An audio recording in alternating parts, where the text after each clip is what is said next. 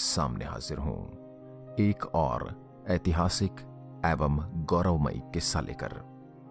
आज हम बात करेंगे महारानी लक्ष्मीबाई की, एक ऐसी वीरांगना की जिसने अंग्रेजों के सामने घुटने टेकना स्वीकार नहीं किया, उन्हें मुंहतोड़ जवाब देते हुए वीरगति को प्राप्त हो गई। आज हम जानेंगे कि रानी लक्ष्मीबाई की मृत्यु कैसे हुई थी, किन हालात में वह युद्ध भूमि में वीरगति को प्राप्त हुई थी। अंग्रेजों की तरफ से कैप्टन रॉड्रिक ब्रिग्स पहला शख्स था जिसने रानी लक्ष्मीबाई को अपनी आंखों से लड़ाई के मैदान में लड़ते हुए देखा। उन्होंने घोड़े की रस्सी अपने दांतों में दबाई हुई थी। वो दोनों हाथों से तलवार चला रही थी और एक साथ दोनों तरफ वार कर रही थी। उनसे पहले एक और अंग्रेज जॉन लैंग को रानी लक्ष्मीबाई को नजदीक से देखने का मौका मिला था, लेकिन लड़ाई के मैदान में नहीं, उनके अपने महल में। जब दामोदर के गोद लिए जाने को अंग्रेजों ने अवैध घोषित कर दिया तो रानी लक्ष्मीबाई को झांसी का अपना महल छोड़ना पड़ा था। उन्होंने एक 3 मंजिल की साधारण सी हवेली रानी महल में शरण ली थी। रानी ने वकील जॉन लैंग की सेवाएं ली, जिसने हाल ही में ब्रिटिश सरकार के खिलाफ एक केस जीता था। लैंग का जन्म ऑस्ट्रेलिया में हुआ था और वो मेरठ में एक अखबार मुफुस लाइट निकाला करते थे। लैंग अच्छी खासी फारसी और हिंदुस्तानी बोल लेते थे और ईस्ट इंडिया कंपनी का प्रशासन उन्हें पसंद नहीं करता था, क्योंकि वो हमेशा उन्हें घेरने की कोशिश किया करते थे। जब लैंग पहली बार झांसी आई तो रानी ने उनको लाने के लिए घोड़े का एक रथ आगरा भेजा था। उनको झांसी लाने के लिए रानी ने अपने दीवान और एक अनुचर को आगरा रवाना किया। अनुचर के हाथ में बर्फ से भरी बाल्टी थी, जिसमें पानी, बियर और चुनिंदा वाइन्स की बोतलें रखी हुई थी। पूरे रास्ते एक नौकर लैंग को पंखा करते हुए आया था। झांसी पहुंचने पर लैंग को 50 घुड़सवार एक पालकी में बैठाकर रानी महल लाए, जहां के बगीचे में रानी ने एक शामियाना लगवाया था। रानी लक्ष्मीबाई शामियाने के एक कोने में एक पर्दे के पीछे बैठी हुई थी। तभी अचानक रानी के दत्तक पुत्र दामोदर ने वो पर्दा हटा दिया। लैंग की नजर रानी के ऊपर गई। बाद में रेनर जेराश ने एक किताब लिखी, the Rani of Jhansi, rebel against will. किताब में रेनर जेराश ने जॉन लैंग को कहते हुए बताया, रानी मध्यम कद की तगड़ी महिला थी। अपनी युवावस्था में उनका चेहरा बहुत सुंदर रहा होगा, लेकिन अब भी उनके चेहरे का आकर्षण कम नहीं था। मुझे एक चीज थोड़ी अच्छी नहीं लगी, उनका चेहरा जरूरत से ज्यादा गोल था। हाँ, उनकी आंखें बहुत सुंदर थी और नाक भी काफी नाजुक थी। उनका रंग बहुत गोरा नहीं था। उन्होंने एक भी जेवर नहीं पहन रखा था, सिवाय सोने की बालियों के। उन्होंने सफेद मलमल की साड़ी पहन रखी थी, जिसमें उनके शरीर का रेखांकन साफ साफ दिखाई दे रहा था। जो चीज उनके व्यक्तित्व को थोड़ा बिगाड़ती थी वो थी उनकी फटी हुई आवाज। चलिए फिलहाल चलते हैं युद्ध के मैदान की तरफ, जहां पर कैप्टन रॉड्रिक ब्रिग्स ने तय किया कि खुद आगे जाकर रानी पर वार करने की कोशिश करेंगे।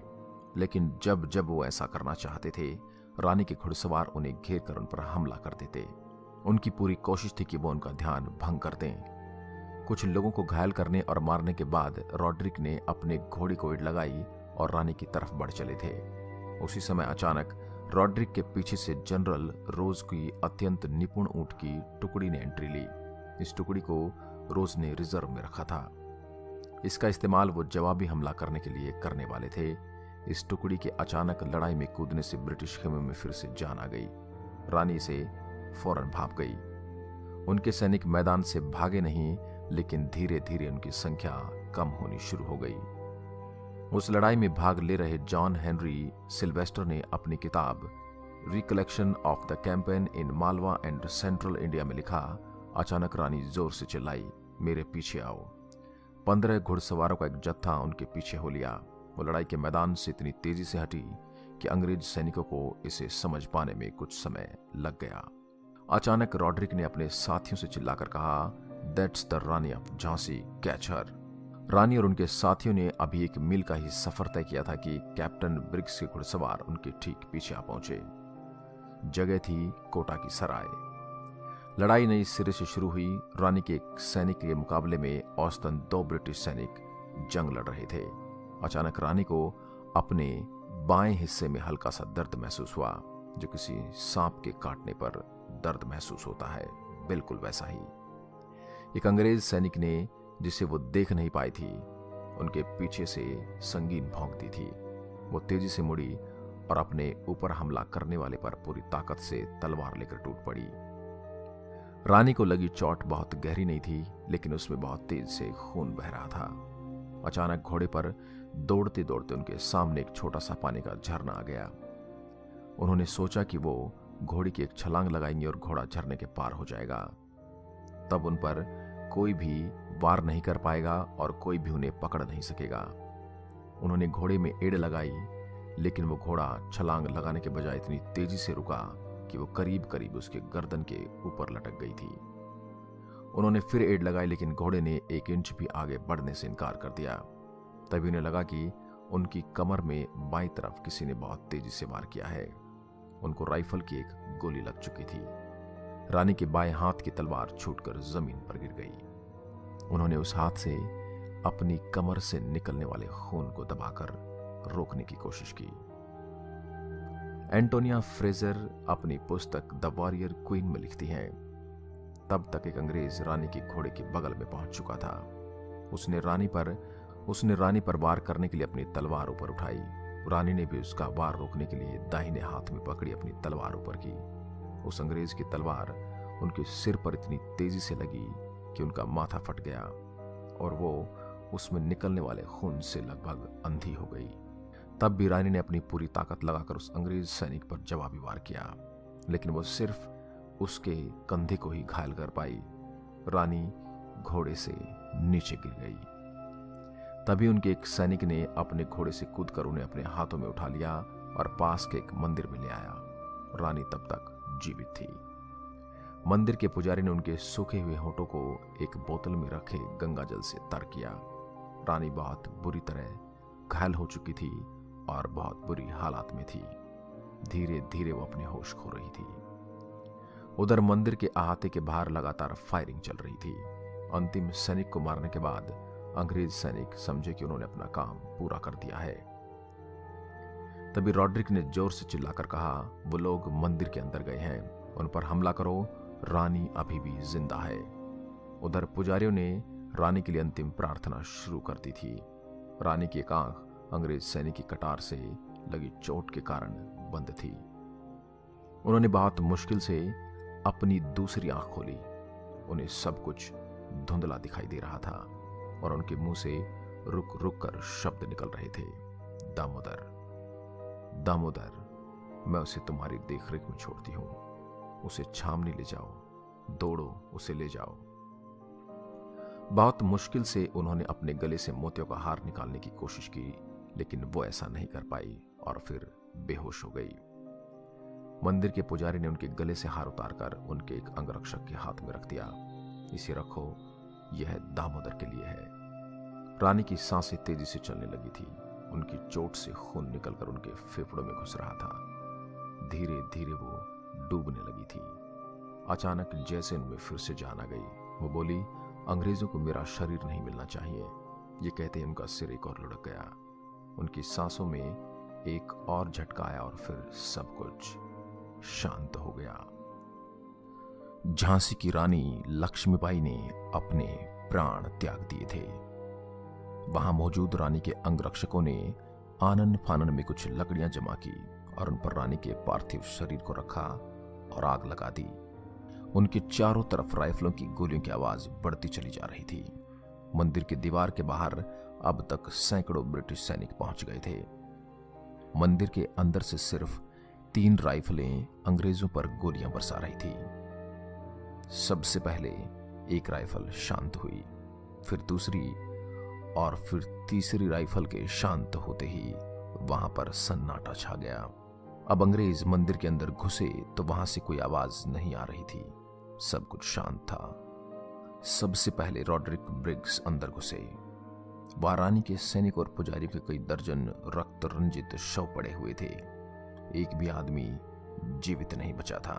उन्हें सिर्फ एक ही लाश की तलाश थी। तब इनकी नजर एक चिता पर पड़ी, जिसकी लपटें अब धीमी पड़ रही थी। उन्होंने अपने बूट से उसे बुझाने की कोशिश की, या यूं कहिए गुस्से में अपने बूट से उस आग को भी मसलने की कोशिश की। तभी उसे मानव शरीर के जले हुए कुछ अवशेष दिखाई दिए और रानी की हड्डियां करीब करीब राख बन चुकी थी। इस लड़ाई में लड़ रहे कैप्टन क्लेमेंट वॉकर हेनिज ने बाद में रानी के अंतिम क्षणों का वर्णन करते हुए लिखा, हमारा विरोध खत्म हो चुका था। सिर्फ कुछ सैनिकों से घिरी और हथियारों से लैस एक महिला अपने सैनिकों में कुछ जान फूंकने की कोशिश कर रही थी। बार बार वो इशारों और तेज आवाज से हार रहे सैनिकों का मनोबल बढ़ाने का प्रयास कर रही थी, लेकिन उसका कुछ खास असर नहीं पड़ रहा था। कुछ ही मिनटों में हमने उस महिला पर भी काबू पा लिया। हमारे एक सैनिक की कटार का तेज वार उसके सिर पर कुछ इस तरह से लगा कि सब कुछ समाप्त हो गया। बाद में हमें पता चला कि वो महिला कोई और नहीं, स्वयं झांसी की रानी लक्ष्मीबाई थी। रानी के बेटे दामोदर को लड़ाई के मैदान से सुरक्षित ले जाया गया। इरा मुखर्जी अपनी किताब हीरोइंस में लिखती हैं, दामोदर ने 2 साल बाद 1860 में अंग्रेजों के सामने आत्मसमर्पण किया। बाद में उस अंग्रेजों ने पेंशन भी दी। 58 साल की उम्र में उनकी मौत हुई। जब वो मरे तो वह पूरी तरह से कंगाल थे। उनके वंशज अभी भी इंदौर में रहते हैं और अपने आप को झांसी वाले कहते हैं। 2 दिन बाद जाजीराव सिंधिया ने इस जीत की खुशी में जनरल रोज और सर रॉबर्ट को हैमिल्टन के सम्मान में ग्वालियर में भेज दिया। रानी की मौत के साथ ही आजादी के दीवानों का साहस टूट गया और ग्वालियर पर अंग्रेजों का कब्जा हो गया। नाना साहब वहां से बच निकले, लेकिन तात्या टोपे के साथ उनके अभिन्न मित्र नवाड़ के राजा ने गद्दारी की। तात्या टोपे पकड़े गए और उन्हें ग्वालियर के पास शिवपुरी ले जाकर एक पेड़ से फांसी पर लटका दिया गया। तो दोस्तों, यह था किस्सा 1857 की क्रांति से जुड़े एक घटनाक्रम का, जिसमें भारत की सुप्रसिद्ध वीरांगना रानी लक्ष्मीबाई ने देश के दुश्मनों के साथ लड़ते लड़ते खुद को शहीद कर दिया। आत्मसम्मान और नारी शक्ति का एक ऐसा उदाहरण हमारे समाज के बीच छोड़कर चली गई, जिसे युगों युगों तक याद रखा जाएगा। आशा करता हूं आज की हमारी यह वीडियो आपको पसंद आई होगी। Thanks for watching video. Dhanraja Lat YouTube channel को अपने फेसबुक ट्विटर अकाउंट पर ज़्यादा से ज़्यादा शेयर करें और सब्सक्राइब करें। सब्सक्राइब के आगे बेल आइकन का बटन ज़रूर दबाएं ताकि हमारे सभी नोटिफिकेशन आप तक पहुंच सके। Thank you.